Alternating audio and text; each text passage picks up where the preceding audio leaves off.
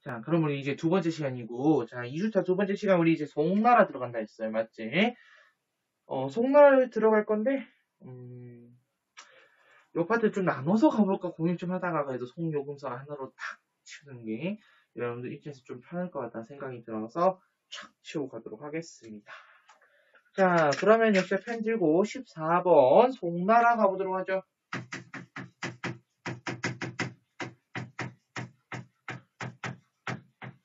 자, 당나라는 907년에 멸망을 합니다. 맞지? 당나라가 멸망하고 그 뒤에 5대 시국이라고 해서 절도사들이 나라를 만들기 시작을 해요. 5개의 큰 나라들과 북위에 그리고 남쪽에 10개 나라들. 그렇게 해서 5대 시국이 딱 체제가 완성이 됐는데 그를 통일한 게 후주의 절도사인 조광이라는 자가 통일을 하게 됩니다. 통일을 해요. 그래서 그렇게 통일을 해가지고 이제 뭐 하냐. 그렇지. 통일하면 얘들아 통일하면 뭐 해야 돼 이제. 체제를 정비해야 되겠지. 파란색 펜 여기 있구나. 체제를 정비해야 되겠지. 맞지. 그러면서 본격적으로 송나라에 대한 이제 이야기를 우리가 할 겁니다. 자, 책 몇 페이지냐면은 책은 50페이지입니다. 50페이지. 자, 보도록 하죠. 그럼 1번 성립부터 가볼게요. 보자. 성립. 성립. 5대 시국 시대인데 5대 시국 시대인데 이거를 누가 그렇지 조광인이 통일을 했어요. 송나라 필요입니다. 조광인이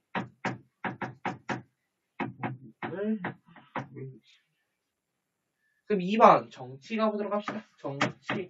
자, 이들은 왜 절도 자체가 뭐야? 무의 세력들이잖아. 무, 군사. 그러다 보니까 군사적인 힘이 너무 커지다 보면은 나라가 어떻게 되는지 얘네는 잘 알고 있는 거야, 맞지? 그러니까 어떻게 해야 돼? 뭐냐? 나 바람 왜 이러니? 좀 닫을게. 그러면 어떻게 해야 돼? 그렇지. 글로 써다 쓰리겠다. 그겁니다. 그래서 빨간색 문치주의. 글로서 통치하겠다는 문치주의 제도를 시행하게 됩니다. 그리고 하나 더 전제 군주제를 통해서 왕권을 강화하고자 하죠.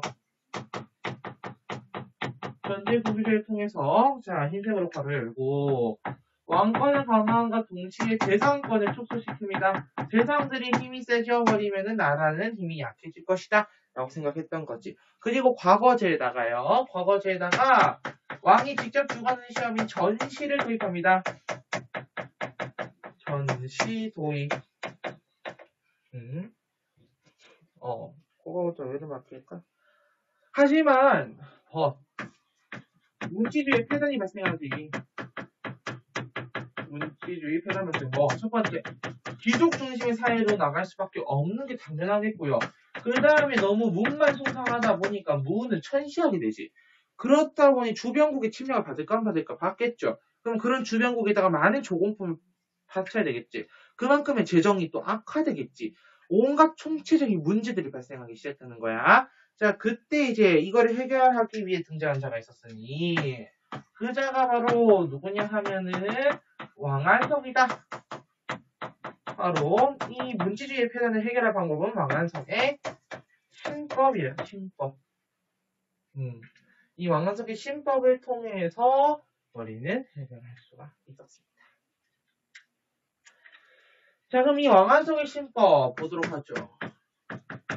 왕안석의 신법. 근데 미리 말하는데 이 왕안석의 신법은요. 구법당과 신법당의 당쟁으로 인해 사실상 실패합니다. 하지 못해요. 그래서 따라서 우선 구법당과 신법당, 신법으로 해야 된다. 신법으로 바꿔야 된다. 구법, 옛날 법을 기준으로 해야 된다. 그래서 이들의 당쟁으로 인해서 실패하다. 왕안석의 신법. 자, 그러면 그 종을 좀 나눠보도록 할게요. 첫 번째, 국가 재정 수입을 확대하고자 하는 방법과 군사력을 확대하고자 하는 방법. 두 방법으로 나뉘게 됩니다. 자, 먼저 국가 재정을 확대하기 위해서는 농민들에게 저렴한 이자로 돈을 빌려주는 방법입니다. 청요법. 선생님 이거 하나 다 설명하는 이유는 무엇이게요? 너네 안에 칸 많지? 아 그럼 좀 적자 얘들아. 칸 좀 많지. 바로 안에 적지면 미안해요. 청요법 간단히 적어보자. 농민에게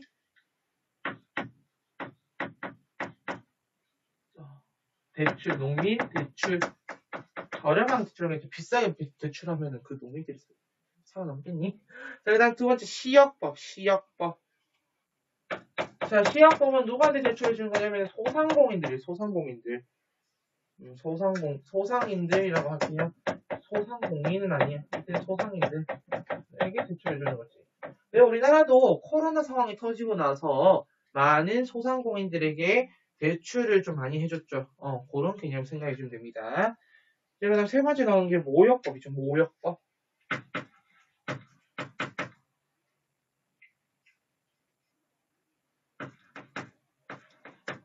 역과하네, 그렇지.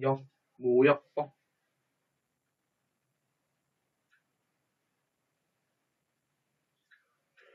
쉽게 생각하면 이거야. 농민들, 야, 너네 요역하기 싫지. 그 요역은 뭐야? 우리가 국가의 노동력을 납부해야 되는 거잖아. 야, 너네 그거 하기 싫지. 너네 그거, 야, 농사 짓는데도 바쁜데 그거 하면 너네 농사 다 망치는 거잖아.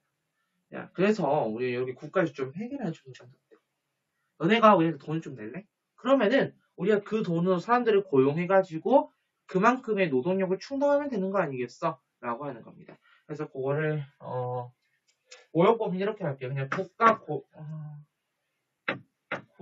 고용 이렇게 할게요. 국가 고용했을 때 떠올릴지는 모르겠다. 야. 좀 걱정은 되는데 국가 고용 생각이 좀 되고 그 다음에 균수법 나오죠. 얘들아 균수법은 배우지 않았니? 균수법 얘는 물가 조절하는 거야. 물가 조절. 이거 언제 배웠어? 그렇지. 전환시대 때 누구 한 고조 때 배웠어? 한 무제잖아요. 기억해? 한 무제 때 배웠습니다. 균수법 물가 조절을 위한 거죠. 자, 그 다음에 비분사력 확대.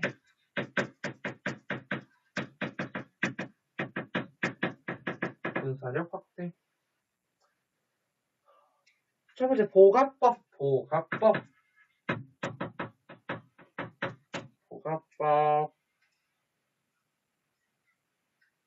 자, 보가법은 직업군이죠. 직업군. 왜냐면 앞에 수나라나 당나라 때 부병지 이런 것들 망하는 거 봤잖아.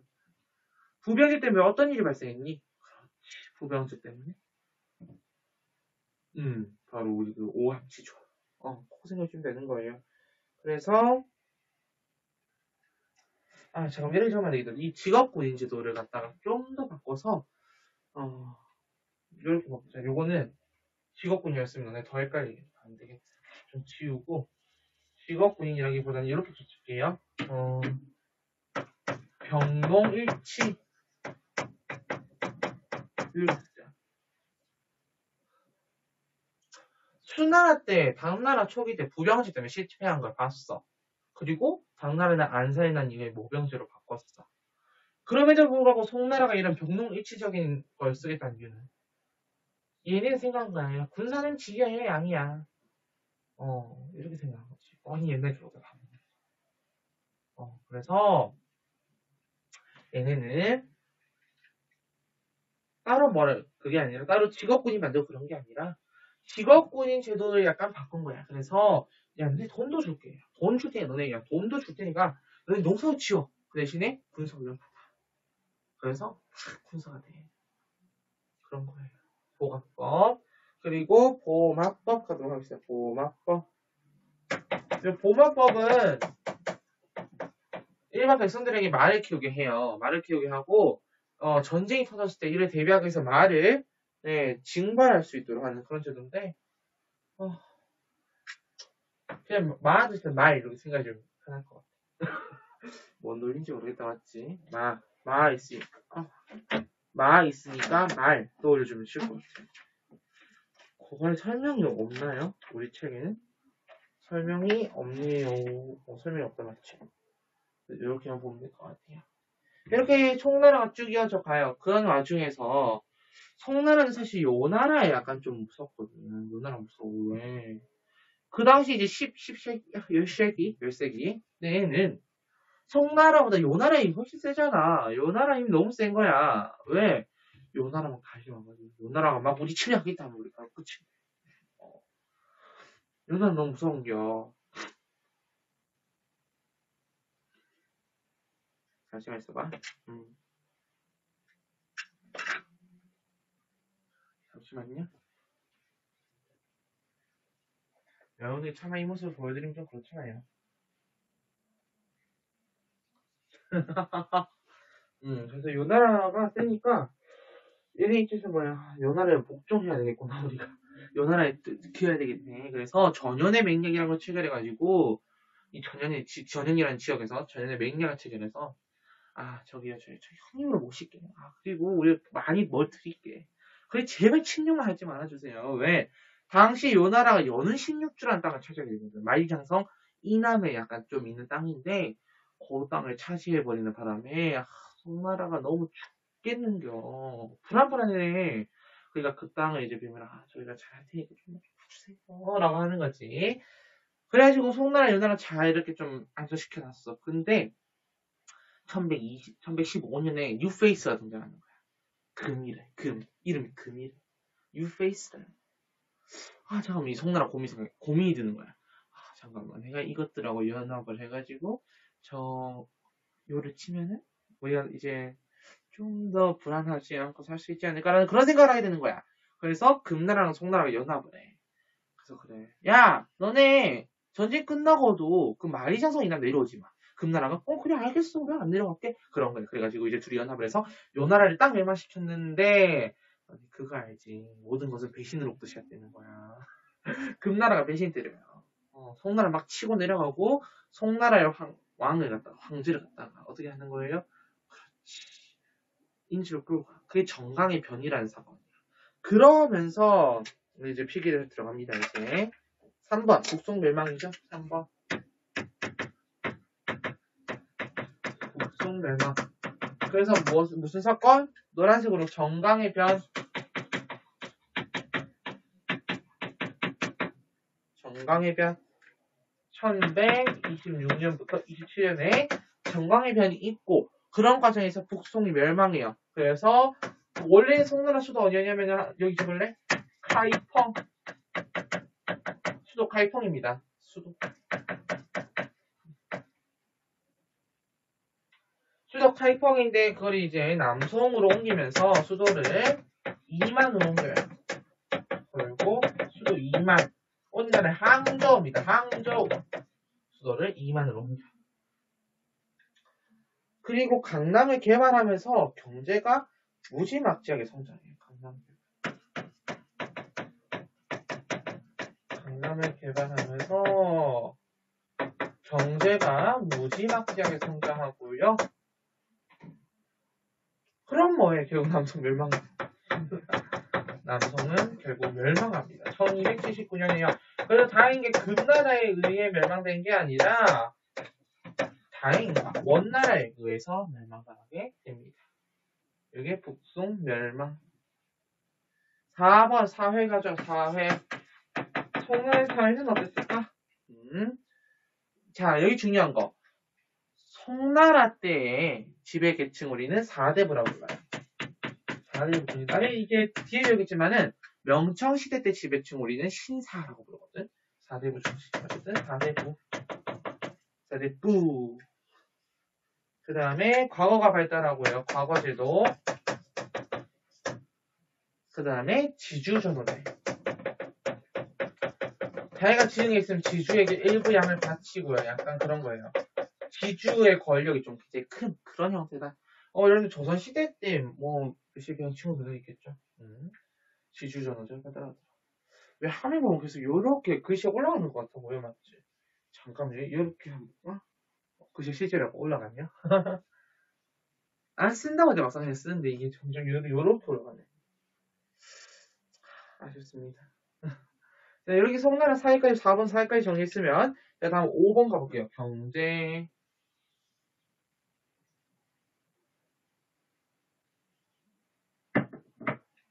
5번 경제. 자, 첫 번째 나오는 게 농업입니다. 농업.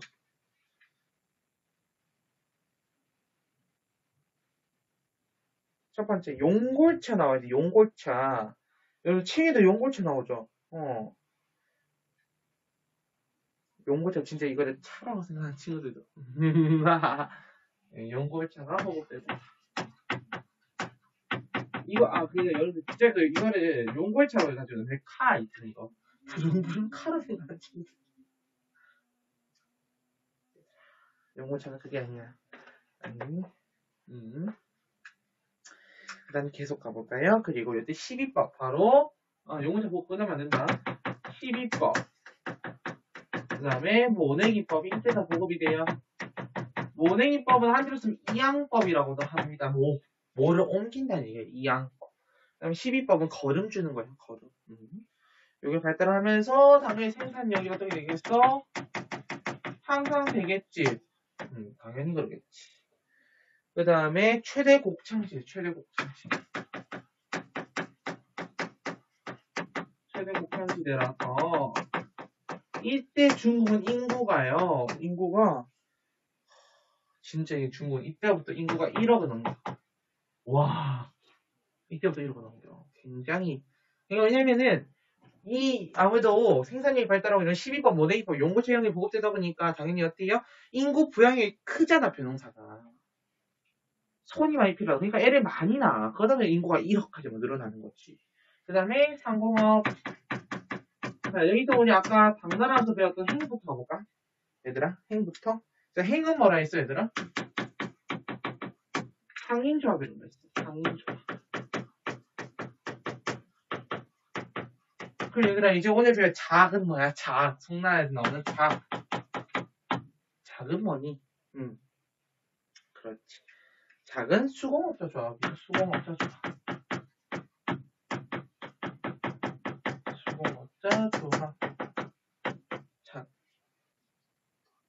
그리고 이때는 시장 거래가 굉장히 활발해져요. 자, 전반적으로 시장 거래가 활발해진 이유는 화폐 경제가 발달하기 때문이지. 맞지? 그래서 이때 화폐로 뭐가 나오냐 하면은 요거 잘 봐야 된다. 알겠지? 이때 화폐로 뭐가 나오냐? 이때 화폐로서 조자랑 회자. 조자는 동적, 회자는 지폐입니다. 그래서 이런 지폐가 등장. 지폐.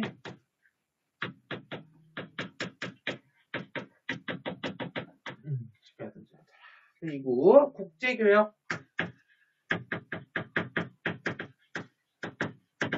자, 국제교역 때가 되면 여기는 이제 시박사를 좀 더 확대해서 설치해. 시박사를 좀 더 확대해서 설치를 한다. 시박사의 시작은 당나라야. 알겠지? 시박사는 무역을 관련한 관청이지. 이 시박사는 어디 있었어? 그렇지. 취조가 아니라 항저우랑 취한. 취조 아니야, 얘들아. 취한조. 왜 나 취한조를 취조를 해봤지? 왜 그랬지? 취한조랑 광저우.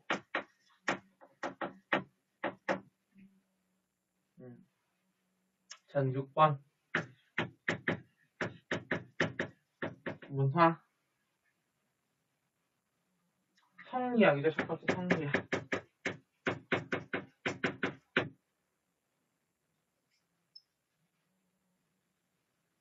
성리학은 주기가 집대성이에요. 주기 남송시대 때 주기가 집대성이 나온 거예요. 이제 약간 중국 유학에서도 통과학 말고 좀 더 발전한 단계예요. 이제 성리학으로 온 거야. 자, 얘네는 약간 어떤 느낌이냐면은 약간 원리 이런 거 좀 중시해요. 그러다 보니까 얘네를 뭐라고 하냐면은 빨간색 도시도 3번 키우자 됐군요. 여기다 빨간색 도시 얼마 안 남았어요. 빨간색도 몇 개 안 남았어요. 형이 상학적 학문이요. 형이 상학적 학문. 형이 상학적 학문. 지금 이제 내일 분필 사러 갈 건데 뭐가 사면 좋을까?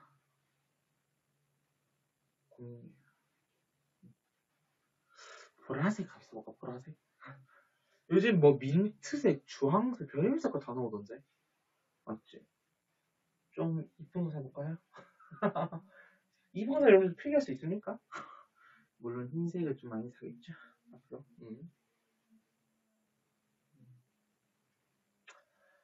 자, 성리학 같은 경우는 대의 명분론과 대의학, 대외가 아니고 대의 명분론과 화이관을 강조하더라. 화이관은 뭐게요? 중화와 오랑캐가 다르다. 그 둘을 구분하는 그런 관점.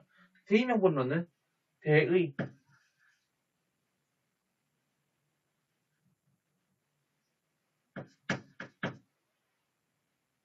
명분이죠. 쉽게 말하면 야 내가 이런 일 때문에 너네한테 쳐들어왔어. 이런 식으로 딱 명분이 있는 거죠.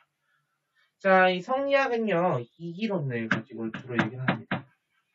이기론 두 가지로 나눠서 보이지 않는, 눈에 보이지 않는 원리를 갖다가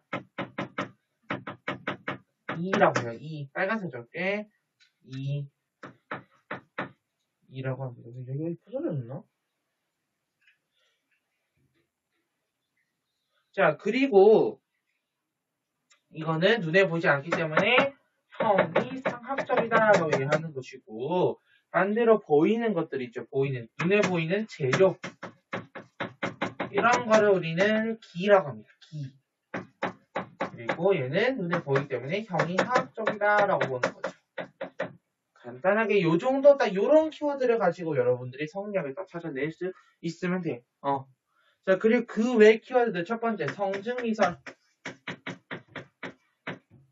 성증미설. 본성은 이꼴 이치래요. 이런 거. 그리고 경물치지 라든지 자, 그리고 거경공리 한마디로 이치를 탐구하고자 하는 거죠. 그리고 존천리 고인욕 천리를 보수하고 인욕을 제거해야 된다라는 이런 표현들이 나오면은 성리학이다라고 요런 제시문에 이런 것들이 나온다 싶으면 이게 성리학이구나 라고 찾아가면 됩니다. 알겠죠? 그 다음 역사서 갈까요? 역사서.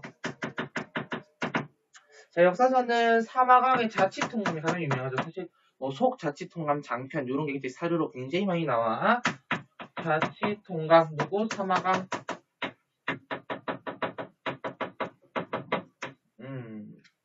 요거 형식은 평년치야. 잠깐만 그럼 내가 물어보자. 한나라도 유명한 역사서 중에 기전체 형식의 역사서 있었는데 기억나니? 워낙 유명하죠. 그렇지. 사마천의 4기. 자, 그 다음 가볼까요? 서민문화. 서민문화. 오락시설이 발달하는데 자, 너네 요건 이제 이런 것좀 기억해주는데 와자, 구란 이런 거 기억을 좀 해주면 돼. 그리고 통속문학이 발전해. 통속문학 여기서 끊어야지 맞지? 그리고 통속문학 이런 게 발전하고 또 사라고 하는 거 여기 유행하더라 하는 거고요. 자, 그 다음에 과학기술 가겠습니다. 과학기술은 뭐 할판 인쇄술이라든지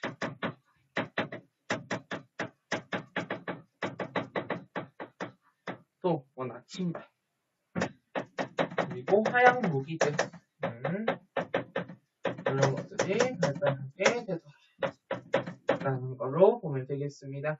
자, 여기까지 해서 14번 송나라 정리 있어. 송나라 정치, 경제, 사회, 문화, 은근 별로 내용이 안 되죠. 자, 송나라에서 꼭 기억해줘야 될 거는 뭐다? 문치주의다라는 거. 그리고 성리학 정도 여러분들 기억해주면 되겠습니다. 자, 그럼 이제 15번 요금서화로 가보도록 하죠. 사실 요 포인트가 더 많이 나와요, 시험에는. 실제 시험에 송나라보다는 약간 요금서화 포인트를 더 많이 주죠. 왜냐면 얘네가 더 재밌잖아. 얘네가 더 재밌나? 요금 정화되어 있는데요. 쌤이 맨 처음에 표를 나눌까 하다가 표를 너무 안 맞아서 금, 서 이렇게 돼 있는데 맞지? 난 여기서는 표를 좀 나눌게요. 우리 필기할 때는.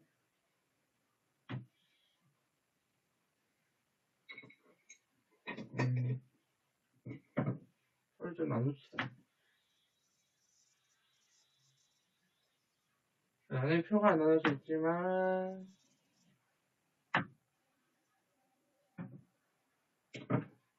첫 번째 볼 나라는 요나라 916년부터 1125년까지 간 나라지. 자, 거기 오른쪽에 적어볼래요? 야유라복이라는 사람이 건국했습니다. 거란 쪽, 거란. 그 다음에 여기는 금돼 있죠, 금. 1115년부터 1234년까지. 여기는 아고타라는 사람이 건국했어요. 아고타. 여진. 아고타. 여진. 그리고 마지막 서하. 1038년부터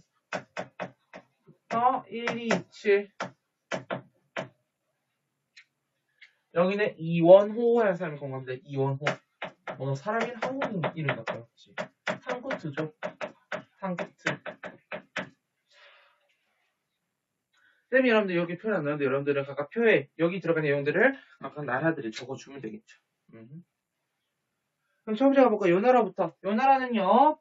건국을 했습니다. 바르를 멸망시킵니다. 926년에. 자, 그리고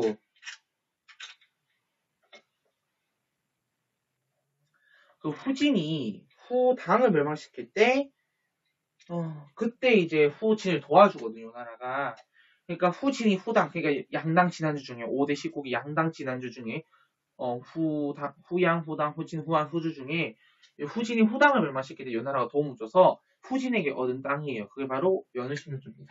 그 연은 16조를 찾아보자. 잠깐, 노란색도 얼마 안 남았나 이제? 진짜 얼마 안 남았네? 연은 16조를 차지했다. 이게 936년이지.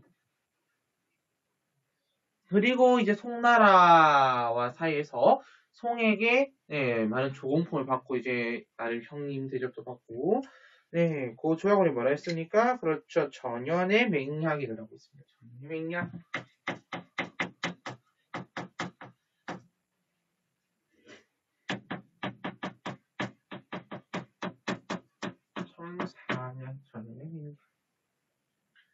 자, 얘네의 형체, 요나 금이나 얘네의 통치 형태는 이원적 통치 구조거든, 얘들아.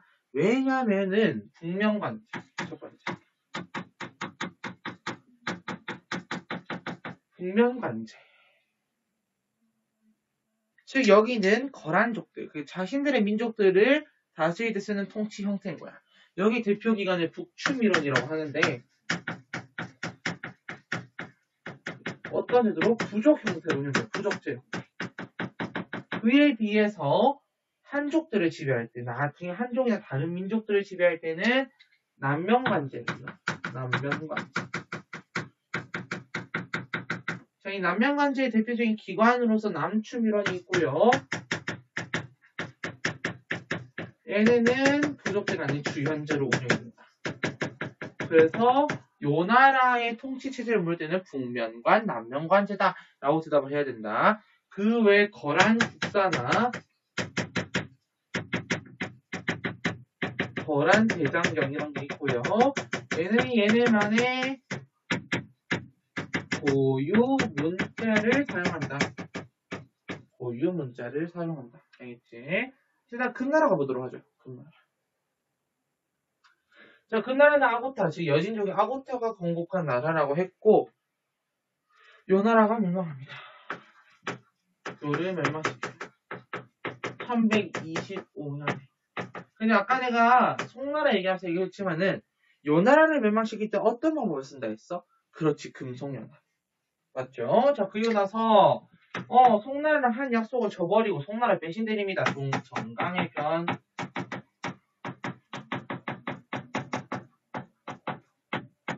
정강의 변. 그리고 나서 북송 멸망시키고요. 얘네 수도 어디로 옮겨요? 베이징. 그 당시 중도라는 표현을 쓰거든. 그래서 중도 하를 베이징으로 천도한다. 나중에 원나라 때 가면 이 베이징이 대도라는 표현을 쓴다. 알겠지? 중도로 천도한다. 얘네 역시 이원적 통치 구조라고 했어. 자, 자신들, 즉 여신족들을 통치하기 위해서는 맹한 모국제.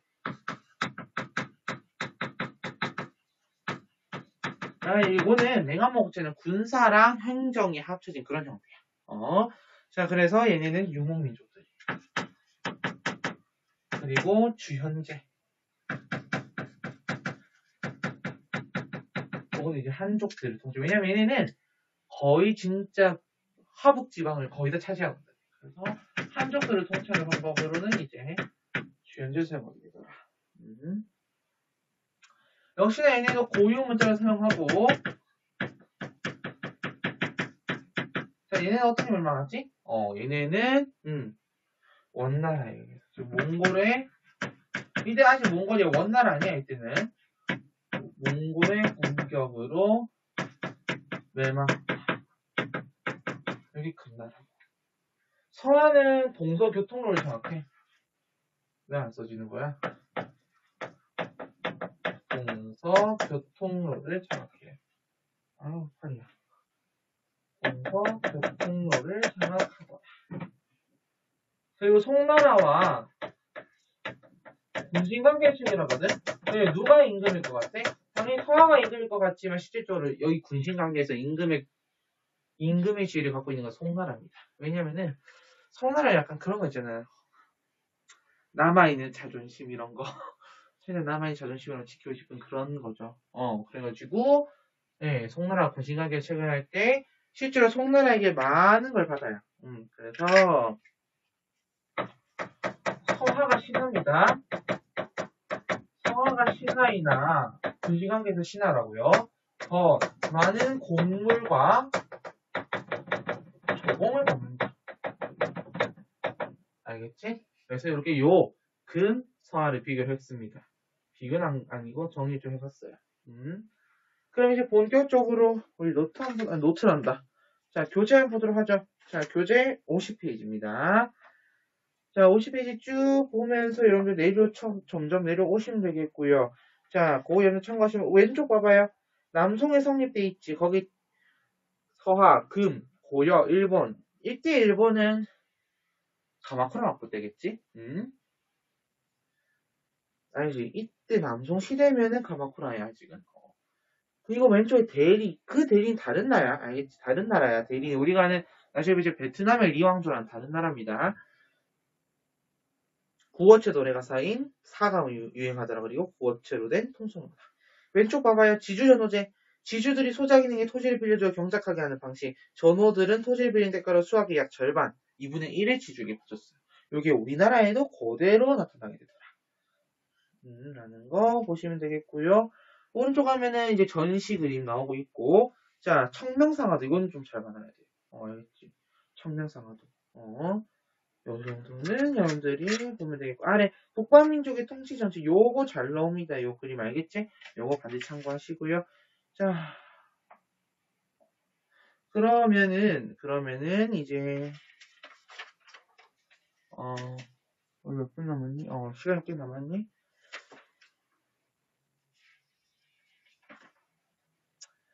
원나라를 먼저 들어가야 되나 말아야 되나 굉장히 고민이 됩니다. 원나라를 들어가야 되나 말아야 되나 굉장히 큰 고민이 드는데, 여러분 어떻게 할까요?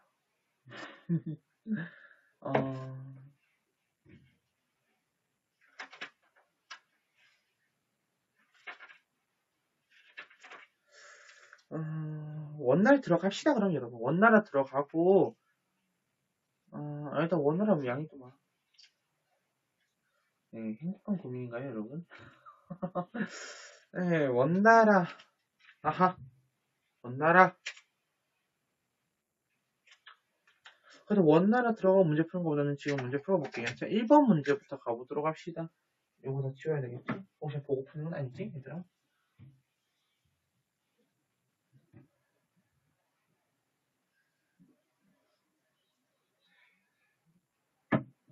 자, 1번 문제부터 보도록 하죠. 다음과 같이 과거제가 바뀌면서 나타난 변화로 옳은 것은? 당대에는 과거 합격자가 관직을 받으려면 잠깐만, 먼저. 근데 내 얘기하기 전에. 오늘 같은 경우는 너네 좀 제발 멈추고 문제를 풀던지. 알겠지? 왜냐면 오늘 1분 안 줄 거야. 시간이 바빠요. 네, 빨리 촬영해야 돼요. 그래서 그렇고 왜냐면 쌤이 이제 다른 과목까지 또 추가돼가지고 다른 과목 촬영도 해야 돼가지고 좀 빨리빨리 하겠습니다. 알겠지? 자, 그래서 다음과 같이 과거제가 바뀌면서 나타난 변화로 옳은 것은 멈춤하고 반대 문제 풀고 들어와. 자, 당대에는 과거 합격자가 간직을 받으려면 2부에서 시행하는 면접 위주 시험을 치러야 하였다. 면접에서는 외모, 말솜씨, 글씨, 판단력을 기준으로 평가했다라는 거였는데 그 다음 보도록 하죠. 송대는 황제가 직접 주관하는 전시를 치렀고 그 결과에 따라 관직이 주어졌다. 성적도 황제가 최종적으로 결정하여 전시 결과는 이후 승진에 많은 영향을 끼쳤다. 자, 1번 선제부터 보도록 하죠. 재상의 인사권이 강화되었다. 야, 지금 딱 봐도 송나라인데 거기 봐봐. 전시를 치렀대. 과거제 전시를 도입했대. 송나라잖아. 근데 재상의 인사권이 강화되겠어. 내가 그랬잖아. 전제군주제. 왕권 강하고 재상권 약화되고. 자, 그러면은 1번은 강화가 아니라 축소로 바꿔줘야 되겠죠. 2번. 사대부가 사회의 지배층을 형성하였다. 정답은 2번으로 가면 되겠습니다. 일단 3번. 고위관직을 대대로 세습하는 가문이 증가하였다. 시기가 이제 문벌이라는 표현을 많이 쓰긴 씁니다만은 이것 때문에 나타나는 변화라고 보기 조금은 어려워요. 알겠지? 보통 음서대, 당나라 때 당나라 때도 진짜. 당나라 때도 음서제도가 있었거든. 그거 때문이라고 생각하면 좀 더 쉬울 거고. 4번, 공영달은 오경정이가 수험사 역할을 하게 되었다. 당나라 때 이야기죠. 그 다음 5번, 지방의 인재를 추천하는 중정관의 역할이 강화되었다. 구풍중정제는 위진남북조 시대라는 거 꼭 기억해 주시고요. 2번 문제 보도록 하죠. 다음 대화가 이루어진 시기에 사회 모습으로 옳지 않은 것은 사실 여러분들 이거 빔 쌓으셨다 이렇게 보는데 맞지. PPT 만드는 시간도 걸리고 빔도 없어요 여러분. 실수 우리는 이 칠판과 나의 말과 책으로 가지고 하는 수업이야. 자, 이복에 관리들이 보고받고 있는 참파배 종자에 대해 들었나? 감에 매우 강한 종자라는군. 실제로 이제 11세기쯤 되면 송나라에 점성도라고 하는 새로운 벼 종자가 등장하게 되는데요. 어쨌든 그가 별개로 참파벼도 들어오는데 참파는 어디냐면은 남베트남입니다. 아, 쌤이 아까 선생님 그 응호진 내리전 이건 뭡니까? 이거는 북베트남 왕조들이고 남베트남의 경우에는 그렇게 큰 왕조가 들어서지 않아요. 왜냐면 베트남이 길잖아. 맞지? 남베트남의 참파라고 해서 당시 왕조가 있었습니다. 듣던 중 반가운 소식이구만. 강남 지방에 쌀 생산량이 더욱 늘어나겠어. 그래서 인구가 1억으로 늘었어. 맞지? 1번 문제 보도록 하자. 자, 1번 선지. 목화지배가 전국으로 확대되었으니까 목화지배 나중에 배우겠죠. 원나라입니다. 알겠죠? 저 활판 인쇄술, 지주전호제, 구어체 문화, 통속문화, 그리고 구어체 노래가 쌓인 사. 인간 힘성과 우주 만물의 원리를 탐구하는 학문, 성리학이죠. 그래서 정답은 1번으로 가면 되겠습니다. 3번 문제 보도록 하겠습니다. 자, 가나 통치 체제를 갖춘 왕조에 대한 설명을 옳은 것은 자, 가는 북명관제, 남명관제 나오고 있다. 그럼 요 나라 가야지. 나와봐봐요. 맹한모국제가 주연제가 아니다. 금나라 가야지. 1번. 송과 전연의 맹령을 체결하고 세패 지급받다. 그럼 이거 어디야? 요 나라지. 맞지? 2번. 부족 고유의 문자는 여진 문자야. 거란에서 여진 문자 쓰는 거 봤니? 아니죠? 자, 생목인 우대하고 한족을 차별한 건 뒤에 배우겠지만 몽골 제일주의, 몽골인 지상주의 관한 내용이고요. 자, 4번. 동전 부족 현상이 계속되자 교자, 해자 등 집회를 만들었다. 자, 너네가 이거 기억해줘야 돼. 앞으로 이제 우리가 중국사 배울 때 너네 헷갈릴 수 있는데 자로 끝나는 거는 송나라 앞에야. 교자, 해자. 그 다음에 초로 끝나는 거. 뒤에 배우겠지만 교초나 보초 이런 거는 원나라 앞에야. 알겠지? 여기서 가자. 자, 호환융합 촉진을 적극적인 하나정책. 하나정책 누구야? 그렇지. 북위의 효문제. 이렇게 기억해주면 되겠습니다. 자, 여기까지 해서 문제를 다 풀어봤고요. 4번 문제는 원날에 관한 문제가. 자, 시간이 그랬는데도 39분밖에 안 됐어요, 여러분. 39분밖에 안 됐어. 왜 이렇게 빨리 끝나지? 왜냐면 쌤이 저번에 촬영할 때는 굉장히 길게 들어갔거든. 시간이 굉장히 길었단 말이야. 왜 이렇게 빨리 끝나지? 내가 혹시 뭐 설명 안 한 거 있니, 얘들아? 아니, 근데 설명 안 한 거 없는데? 약간 좀 무서운데, 얘들아? 그런 거 있지. 내용은 다 했어요. 근데 왜지? 왜일까? 모르겠네. 얘들아, 이렇게 시간 낭비할 수 없어. 원나라. 얘들아, 원나라 나가자. 원나라 나가봅시다. 어렵지 않아요, 여러분들. 실강교환이고요. 중서 5입니다. 16번 원. 원나라. 1번. 자, 원나라가 만들어진 계기부터 보도록 하죠. 요 태무친. 칭기스칸이 어릴 때 불리던 이름입니다. 태무친이에요. 어릴 때도 아니에요. 성인 때도 불렸어. 아직 그 몽골 제국 세우기 전의 이름이야. 태무친. 태무친이 몽골족을 통일하면서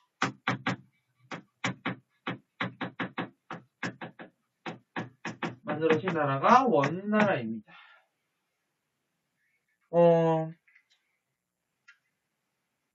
아버지에게도 큰 사랑을 받지 못했고 어머니한테는 버림까지 받았다 라고 얘기가 나오는. 한마디로 태무친의 일생이 그렇게 순탄치 않았죠. 자신의 가족들보다는 당연히 자신들과 함께 뜻을 같이 하고 있는 사람들, 나와 같이 이 나라를 만들고 나의 뜻을 따라주고 나를 존중해주는, 나를 지도자로 바라보는 그런 사람들에게 마음이 더 갈 수밖에 없습니다. 맞죠? 그러다 보니 얘네는 이 몽골족의 경우에는 가족 중심의 제도보다는 부족 중심, 좀 더 가족보다는 부족, 그러니까 혈연 중심이 아니라 혈연은 필요 없다는 거지.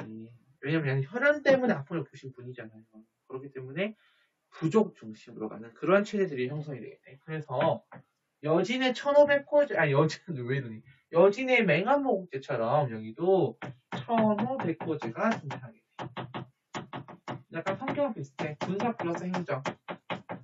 그래서 1500호제를 조직, 전직으로 보이네. 조직하게 된다. 2번 발전돼 있지 얘들아. 2번 발전. 사실 우리 지금 거의 보면 첫 번째 우고데이칸 돼 있고 그 다음 바로 쿠빌라이칸 되어 있잖아. 우고데이칸, 다른 말 오고데이칸이라고 부르긴 하는데, 자, 우고데이칸은 태무친, 즉 칭기스칸의 아들이야. 칭기스칸의 아들이고 그 다음에 칸을 바로 쿠빌라이칸이 받았냐? 아니, 우고데이칸의 동생이었던 뭉케칸이 그 왕을 받아. 그리고 뭉케칸은 실제로 서아시아에 있는 아까 얘기했던 그 아바스, 탈라스 전투 때 그 아바스 왕조 맞아. 그 아바스 왕조를 멸망시켜. 뭉케칸은. 그 외에도 수많은 정복 활동을 다녀요. 근데 뭉케칸이 죽어. 얼마나 죽지 당연히. 죽으면서 다음 칸을 이제 누구한테 물려주냐 그걸 가지고 야 아직도 동생들 다 살아있어. 어린 동생들도 있거든. 동생들 살아있지. 아들들 살아있지. 뭉케칸의 아들들도 살아있지. 이게 복잡한 거야. 그래서 결국은 이 팅기스칸의 손자 어떻게 보면은 이 뭉케칸의 아들뻘이겠죠 당연히. 항렬로 봤을 때 항렬 옛날 사람 같다 그러면 그래서 이제 쿠빌라이칸이 나오는 거야. 쿠빌라이칸이 이제 몽골 제국을 갖다가 원나라로 바꿨어. 참고로 원래 원나라라고 안 불렸어. 원래 몽골 제국 통일하고 나서는 몽골 제국을 쓰려고 했다는 표현을 쓰거든. 그 몽골 제국의 이름이 예케 몽골 울루스라고 해. 그런 몽골 제국을 수립하더라. 그래서 이 몽골 제국을 만들어서 하다가 쿠빌라이칸 때 되면은 이름을 바꾼다. 알겠지? 자, 그럼 우고데이칸은 첫 번째 우선 금을 멸망시킵니다. 밖에 뭐 소용이 얘들아. 금을 멸망시키고요. 1234년 수도를 갖다가 카라코름으로 천도를 해. 카라코름.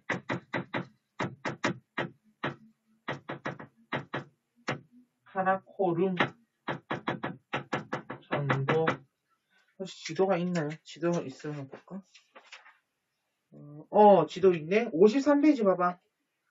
53페이지 4번 자료에 지도 볼래요? 거기 카라코름 있지, 카라코름. 거기도 수도를 천도합니다. 그리고 쿠빌라이칸 때가 되면은 첫 번째 대도 어디라고 했어? 베이징이야. 베이징어 북경이라 부르기도 하고 연경이라 불리기도 하고 맞지? 자, 대도로 천도합니다. 여기 언제냐? 1271년. 사실 쿠빌라이칸과 관련된 일하는 우리나라에 유명한 거 있죠. 고려의 왕자였던 원종이 가가지고 인간점 말해서 저희가 개정으로 한도할 테니 그런 아주 일화가 있잖아, 맞지? 대도로 천도하다. 그리고 남송을 멸망시켜요. 남송 멸망 1279년이죠. 그 다음에 대리를 멸망시키는데 그 남송 옆에 있던 대리라는 나라예요. 참고로 아까도 얘기했지만 이 대리는 베트남 리앙조가 아니라고 했어. 자, 대리를 멸망시켰는데 이게 1252년이거든. 이 대리는 단시들이잖아요. 단시들.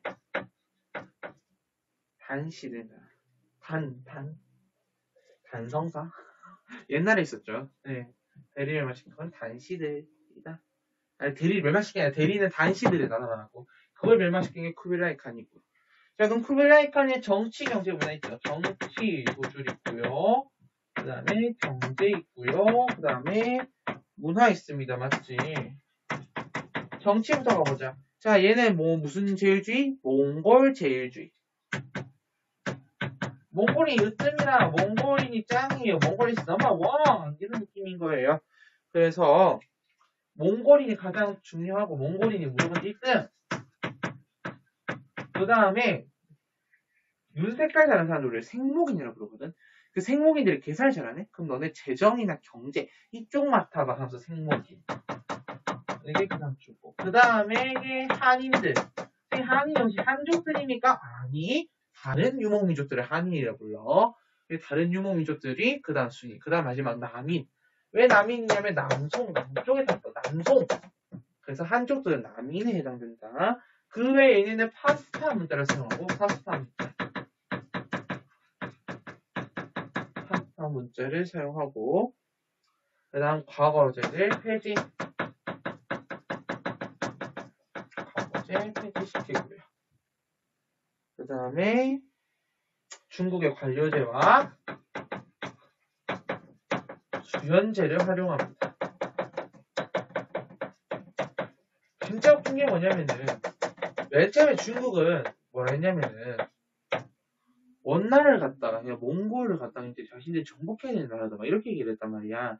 근데 이제 동북공정을 하기 시작하면서 원나라는 자기네들 나라고 몽골 쪽은 자기네들 나라다. 그런데 우리가 걔네 침략해. 이제 억지 주장을 하게 되죠. 자, 그리고 경제가 있습니다. 경제. 면직업이 발달합니다. 면직업. 요 문학관이랑 다 쓰고 짚으실게요. 면직업이 발달하고, 그 다음에 농서라는 책을 만들게 되는데, 요거 선생님이 좀 적어놨어요. 누가 만들었냐면은, 1313년에 왕정이라는 사람이 만들었거든요. 왕정. 1313년. 바람이 좀 많이 불어도 얘가 계속 왔다 갔다 거리는 거 보니까 맞지? 자, 그 다음에, 잠깐만. 와, 문투병이 더 벌어진 것 같지 않아, 얘들아? 어우씨, 무서워. 자, 그 다음에 교초가 통용되라. 이 교초는 지폐입니다, 지폐 여러분. 이 교초, 지폐가 통용되더라. 그리고 마지막 문화가 보도록 하죠. 문화를 라마교가 유행하다. 라마교. 라마선들 있잖아요.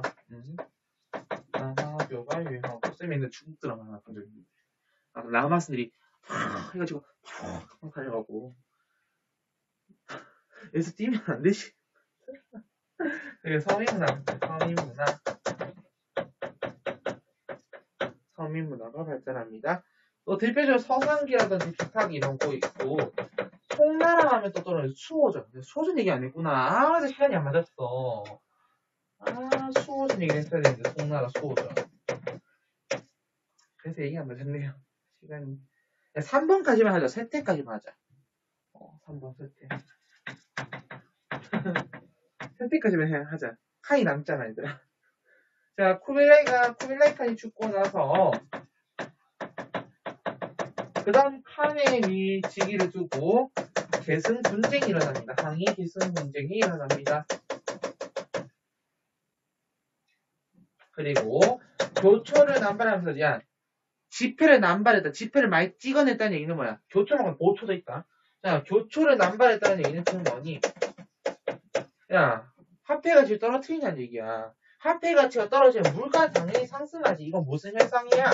인플레이션. 교초를 남발하니 물가 상승할 수밖에 없겠죠? 거기다가 플러스 누구의 날? 홍건적의 날. 여기 이제 백년교도들이 중심이 돼서 이루어졌거든요. 백년교도들.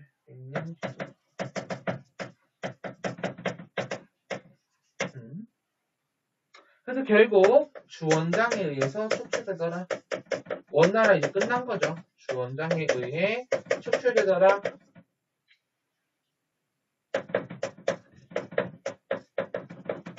1368년입니다. 자, 여기까지 해서